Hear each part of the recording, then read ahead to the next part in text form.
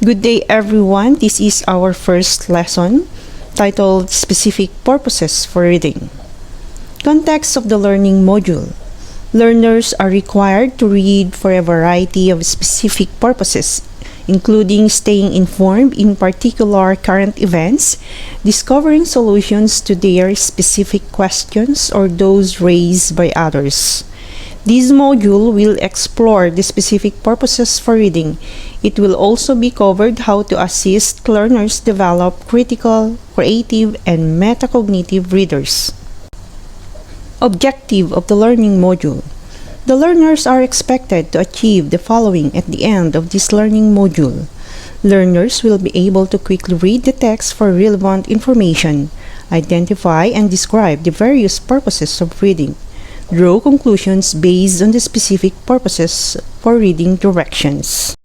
Reading is the process of acquiring the meaning or understanding of text, patterns, and other symbols typically by sight or touch. Reading, according to educators and scholars, is a complex activity that encompasses areas such as word identification, orthography or spelling, alphabetics, phonics, phonemic awareness, vocabulary, comprehension, fluency, and motivation.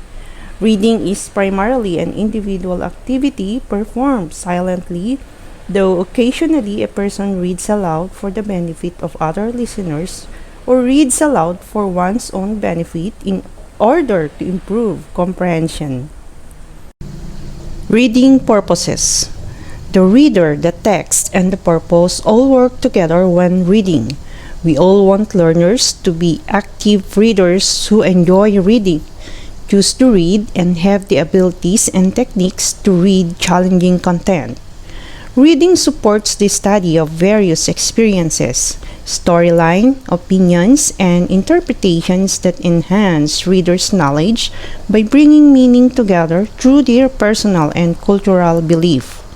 Reading also serves a variety of functions, such as establishing identity and connecting oneself and by exploring inner thoughts.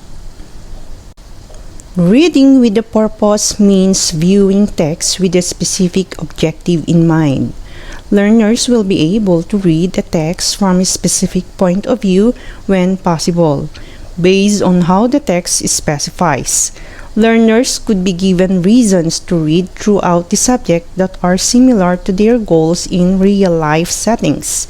The reading purposes will be determined by the goal for which you are reading. Reading for all of these goals is part of a well-balanced reading program. Teachers and students must be aware of the goals connected with every type of reading and be able to recognize situations at each reading level that requires relevant reading and review the usefulness in which the reading is performed successfully.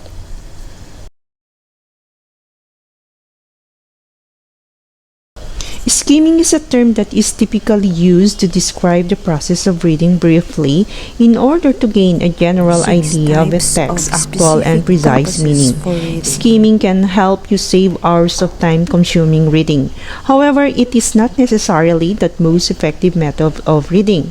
It's extremely handy as a preview to a more in-depth reading or while reviewing a lengthy selection. However, when you skim, you risk missing critical elements or glossing over finer shades of meaning, for which rapid reading or even study reading may be required. Example, the reader just reads the book to know the thesis statement, which is usually only 1 or 2 lines long. Scanning is the process of utilizing a certain procedure to look for relevant information within a text. Scanning, like indexing, makes use of keywords and organizational hints, while skimming provides a bird's eye view of the information. Scanning enables you to discover and swoop down on specific data. Facts may be concealed within lengthy language paragraphs that have no resemblance to your topic or claim. Scrutinize this content first to determine whether it is likely to contain the information you require. Remember to scan the tables of contents, synopses, indexes, headings, and typographical hints. Example: if you want to search the definition of the word virtuous in a dictionary, you'll start by looking for the letter V, then I, and finally R. You almost surely find it by then. Reading for main points in general. It is important to recognize the main idea in order to comprehend in what you are reading. It gives example for the content as well as a context for remembering it. Use this strategy to discover what an article main idea, what or who is the article subject. This section is primarily for deciding on a topic such as the causes of World War I or new hearing aid at this level. Don't worry about determining the passage's arguments on this subject. Reading for selected points. The intentional act of reading is known as selective reading. Instead of just rushing through a text that may not be useful or interesting to you, reading with the purpose reads only those texts that are relevant to the topic in discussion. Consider reading through the chapter headings of an Albert Einstein biography, selective reading characteristics and concepts.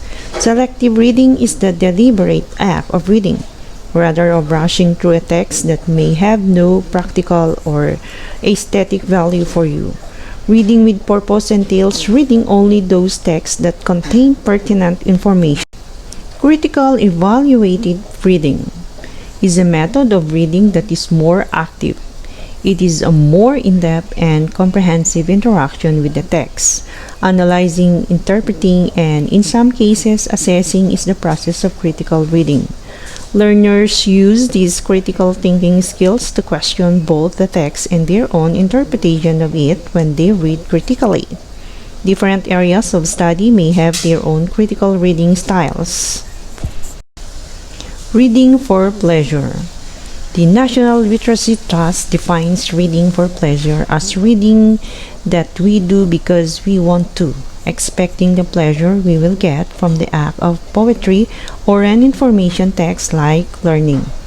This could be a picture book from the past, a chapter from a serialized novel, a new book, an old favorite, a child's own text, a poetry, or an information text such as the Guinness Book of Records.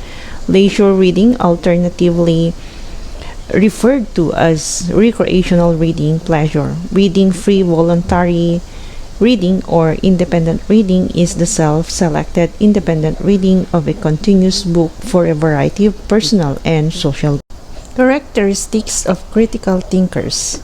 Critical thinking is more than amassing information and knowledge. It is a method of tackling whatever is currently consuming your attention in order to arrive at the best conclusion possible. Critical thinkers are always seeking to expand their knowledge and engage in self-learning.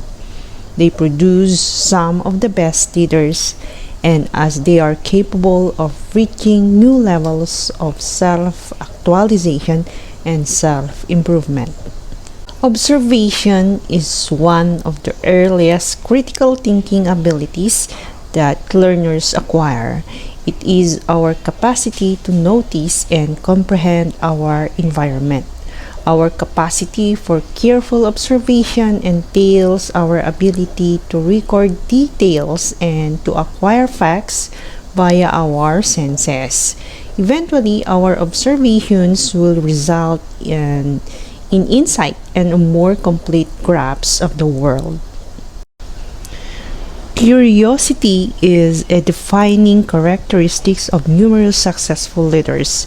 Being naturally curious and interested in the world and people around you is a defining characteristic of critical thinkers, rather of accepting thinkers, rather of accepting things at face value A curious individual will inquire as to why something is the way it is. As we age, it becomes simpler to set aside what appears to be youthful curiosity. Curiosity pushes you to have an open mind and motivates you to seek out new knowledge, all of which are necessary characteristics of a lifelong learner. Objectivity. Effective critical thinkers maintain as much objectivity as possible while examining material or a situation.